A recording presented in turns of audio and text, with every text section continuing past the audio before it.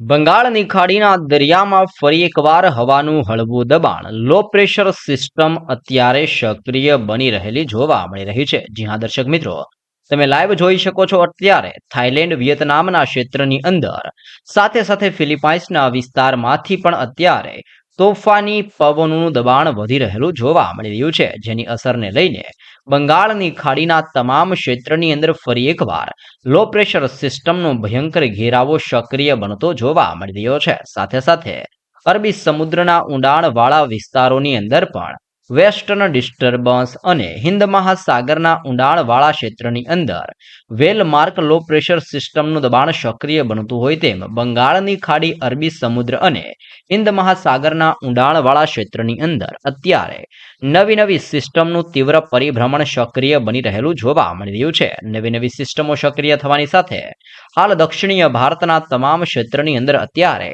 વરસાદ અને માવઠાનું સૌથી મોટું સંકટ મંડરાતું જોવા મળી રહ્યું છે. જી હા દર્શક મિત્રો, તમે લાઈવ અત્યારે જોઈ શકો છો. આ સંપૂર્ણ એરિયાની અંદર ભારેથી અતિ ભયંકર વરસાદ વરસવાની ચેતવણીની સાથે રેડ એલર્ટ જાહેર કરવામાં આવી રહ્યું છે. જી હા દર્શક મિત્રો, જેમ જેમ લો પ્રેશર વાળી સિસ્ટમ અત્યારે બંગાળની ખાડીના વિસ્તાર અને અરબી સમુદ્રના વિસ્તારમાંથી દિશા બદલીને દક્ષિણીય ભારતના વિસ્તારના તટીય ક્ષેત્ર સાથે આ સિસ્ટમો ટકરાઈ રહી છે, તેમ તેમ હવે પછી લો પ્રેશરમાંથી આ સિસ્ટમો મજબૂત બનીને પોતાનું સ્વરૂપ બદલીને ડિપ્રેશનના વિસ્તારની અંદર પરિવર્તિત થતી જોવા મળવાની છે. વધી રહેલી સિસ્ટમની ગતિવિધિ અને બદલાઈ રહેલા હવામાનને ધ્યાનમાં રાખતા ખાસ કરીને દક્ષિણીય ગુજરાતના તમામ ક્ષેત્રની અંદર વરસાદ અને વાવાઝોડાનો સૌથી મોટો ખતરો મંડરાતો હોય તેમ આવનારી કલાકોની અંદર દરિયાઈ કાંઠાના વિસ્તારોની અંદર મેઘરાજા ભૂક્કા કાઢતા હોય તેમ પોંડુચેરી, ચેન્નઈના વિસ્તારથી નાલ્લોર, વિજયવાડાના વિસ્તારથી બલ્લારી,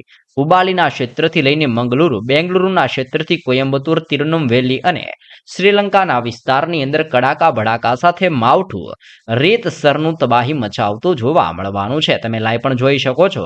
વરસાદીય સિસ્ટમના ઘેરાવા બંગાળની ખાડીના ક્ષેત્રથી લઈને અત્યારે દક્ષિણ ભારતની સાથે અરબી સમુદ્રના આ સંપૂર્ણ વિસ્તાર સુધી અત્યારે મજબૂત ઘેરાવો બનાવી રહેલું જોવા મળી રહ્યું છે. સાથે સાથે તમે અલગ અલગ વરસાદીય મોડલોની અંદર પણ હવાની અંદર આવી રહેલા મોટા પલટાવને અત્યારે લાઈવ જોઈ શકો છો. તમે જોઈ શકો છો આ સંપૂર્ણ ક્ષેત્રની અંદર અત્યારે વરસાદીય સિસ્ટમનું તીવ્ર પરિભ્રમણ દર્શાવવામાં આવી રહ્યું છે. તેની સાથે સાથે હવામાન વિભાગની તાજી લેટેસ્ટ માહિતી પ્રમાણે અત્યારે ઉત્તરીય ભારતના વિસ્તારની અંદર બરફવર્ષા અને હિમવર્ષાનો બરાબરનો માહોલ જામેલો જોવા મળી રહ્યો છે.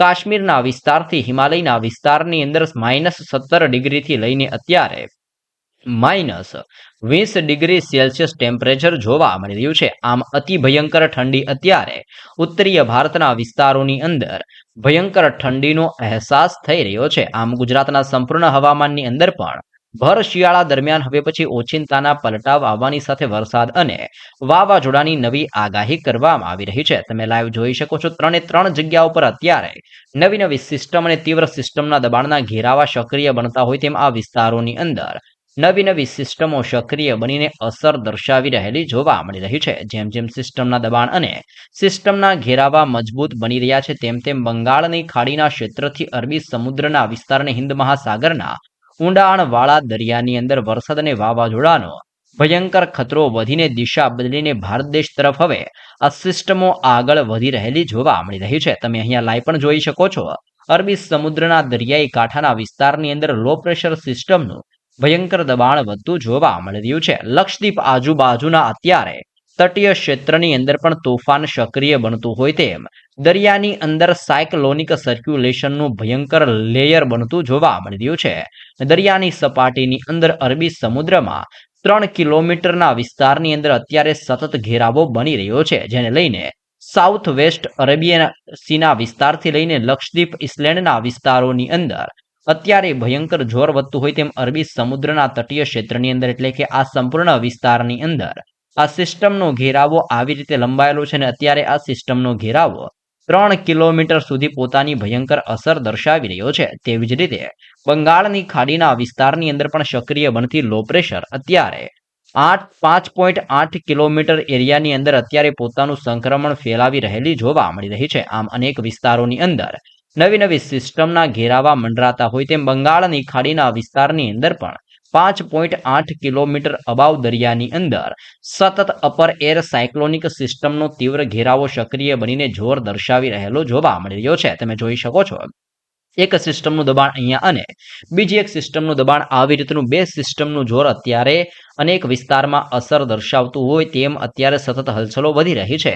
સિસ્ટમોની ગતિવિધિ અને બંગાળની ખાડીના વિસ્તારમાંથી વરસાદી સિસ્ટમના સ્ટ્રફ લાઇનના ઘેરાવા હવે ગુજરાતના વિસ્તાર સુધી પણ પોતાની ઘેરાવી અને સિસ્ટમનું જોર દર્શાવતા હોય તેમ ગુજરાતના સંપૂર્ણ વિસ્તારો ઉપર પણ અનેક લાઈનો ખેંચાઈ રહી છે. જો આપણે ગુજરાતની અંદર ટેમ્પરેચરની માહિતી મેળવે તો હવે પછી ગુજરાતની અંદર પુષ્કળ ઠંડી પડતી હોય તેવા દ્રશ્ય ગુજરાત રાજ્ય ઉપર જોવા મળવાના છે, જેમાં ખાસ કરીને ગુજરાતના ભિન્ન ભિન્ન જિલ્લાઓની અંદર 22 ડિગ્રીથી 23 ડિગ્રી સેલ્સિયસ સુધીનું ટેમ્પરેચર જોવા મળવાનું છે. આમ ગુજરાતની અંદર વહેલી સવારને રાત્રિ દરમિયાન 14 ડિગ્રીથી લઈને અત્યારે 18 ડિગ્રી સેલ્સિયસ સુધીનું ઠંડીનું પ્રમાણ જોવા મળી શકે છે. પરંતુ બપોર દરમિયાન ગુજરાતની અંદર 25 ડિગ્રીથી લઈને 38 ડિગ્રી સુધીનું ટેમ્પરેચર જોવા મળતું હોય તેમ અનેક વિસ્તારોમાં ગરમી અને બફારાનું પ્રમાણ પણ બપોર દરમિયાન જોવા મળવાનું છે. આમ ગુજરાતની અંદર ડબલ ઋતુના અહેસાસને લઈને મોટી મોટી આગાહીઓ કરવામાં આવી રહી છે. અંબાલાલ પટેલની લેટેસ્ટ માહિતી પ્રમાણે 25 તારીખથી લઈને આગામી 2 ડિસેમ્બરની અંદર ગુજરાતના હવામાનની અંદર પણ ફરી એકવાર ઓચિંતાના પલટાવ જોવા મળી શકે છે. ગુજરાતના અનેક વિસ્તારોની અંદર વાદળ છવાયા વાતાવરણ સાથે માવઠાનું સંકટ વધતું હોય તેમ આગામી દિવસોની અંદર બંગાળની ખાડીના દરિયાની અંદર બની રહેલી નવી નવી સિસ્ટમ અને વરસાદી સિસ્ટમના તીવ્ર ઘેરાવાને ધ્યાનમાં રાખતા વરસાદ, વાવાઝોડા અને માવઠાની તીવ્ર શક્યતા અત્યારે દર્શાવવામાં આવી રહી છે.